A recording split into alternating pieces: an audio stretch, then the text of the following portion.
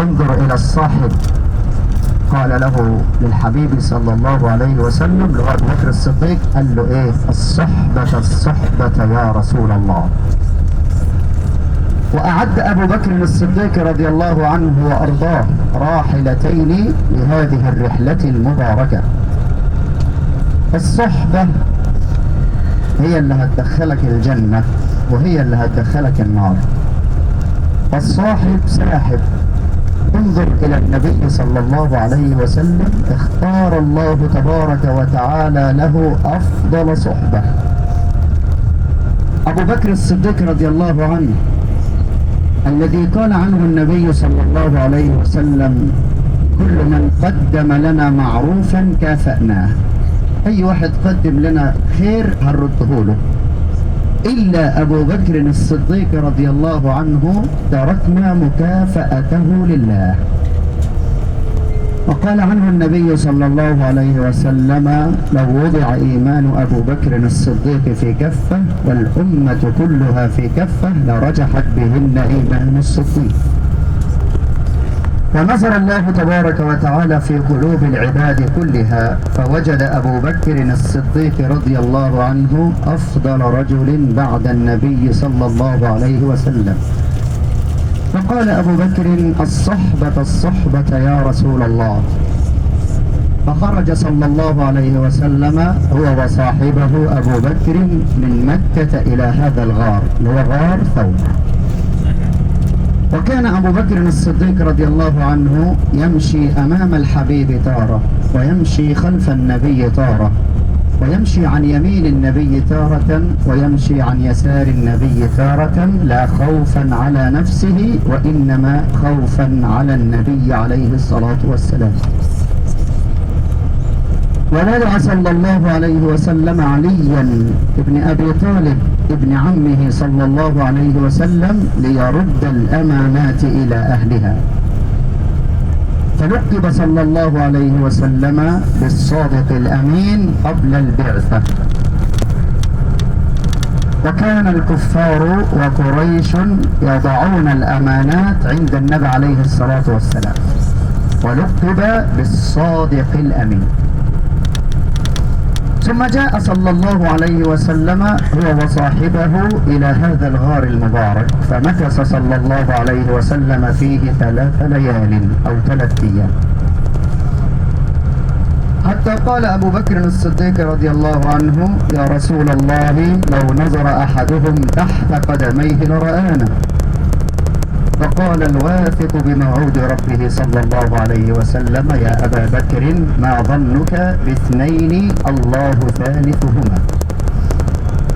فدخل أبو بكر الغار أولا ليمهد الغار للنبي عليه الصلاة والسلام، فظل فيه 3 ليال أو 3 أيام، حتى هاجت قريش ووضعوا جائزة عظيمة لمن يأتي بالنبي صلى الله عليه وسلم هو وصاحبه. فجاء سراقة قبل الإسلام رضي الله عنه وأرضاه، وهاج وكان من فرسان قريش، وهاج في مكة حتى وصل إلى باب الغار. فقال له النبي صلى الله عليه وسلم ورآه الحبيب، فقال له: ارجع يا سراقة، وإن كتمت الخبر فسوف تملك إسار أو سوار كسرى. وبالفعل ملك سراقة رضي الله عنه سوار كسرى في عهد عمر بن الخطاب، لقول النبي صلى الله عليه وسلم وبشره بذلك. هنا قريش لم تهدأ في البحث عن الحبيب صلى الله عليه وسلم. وكانت أسماء بنت أبي بكر الصديق رضي الله عنه تأتي بالطعام إلى النبي في الغار. وكان راعي الغنم لأبي بكر الصديق رضي الله عنه يمشي خلف النبي صلى الله عليه وسلم ليداري أقدام النبي وأبو بكر في الهجرة. فكل شيء كان مهيأ للنبي عليه الصلاة والسلام في الهجرة. قال الله تبارك وتعالى: إلا تنصروه، بخطب مين؟ أهل قريش، فقد نصره الله إذ أخرجه الذين كفروا ثاني اثنين إذ هما في الغار إذ يقول لصاحبه لا تحزن إن الله معنا. فمكث صلى الله عليه وسلم في الغار 3 أيام. الغار طبعا قبلنا هو يا جماعة، تمام؟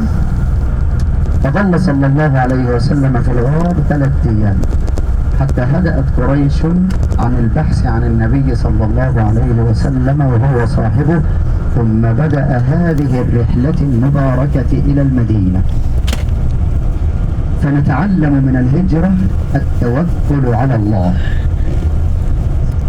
وكما قال صلى الله عليه وسلم لو أنكم تتوكلون على الله حق توكله لرزقكم كما يرزق الطير تغدو خماصا وتعود بطانا.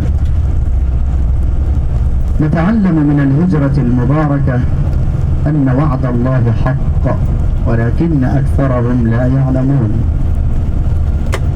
كل شيء في مكة كان مهيئا للنبي صلى الله عليه وسلم في الهجرة،